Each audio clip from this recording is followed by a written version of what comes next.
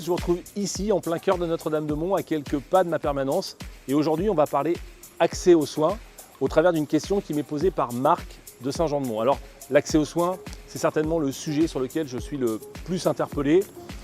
Aujourd'hui, 87% du territoire national est un désert médical et malheureusement la Vendée n'échappe pas à la règle. Alors qu'avons-nous fait depuis 2017 ?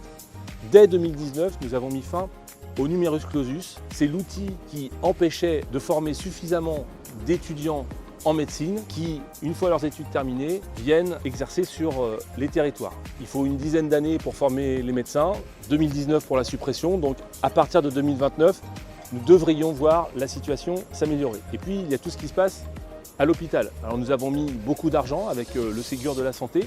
Et puis, il y a des particularités en Vendée littorale avec des fermetures régulières du service des urgences qui étaient en partie liées au fait qu'il n'y avait pas de plafonnement en termes de rémunération des intérimaires dans les services des urgences, ce qui empêchait de bien réguler leur présence dans les différents hôpitaux. Avec la loi dite RIS, nous y avons mis fin et nous pouvons dire aujourd'hui que les fermetures d'urgences sont beaucoup moins nombreuses, elles sont même quasi inexistantes.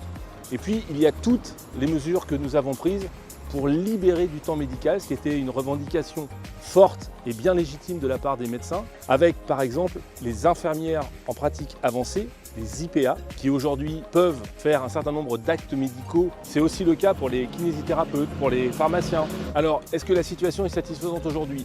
Non, elle ne l'est pas. C'est pour ça qu'il faut que nous poursuivions nos efforts, notre travail et que nous proposions d'autres mesures. C'est ce que nous faisons avec la création des médecins juniors, avec la création de la 4e année d'internat, pour que les jeunes médecins puissent venir au plus tôt exercer dans des territoires sous-dotés.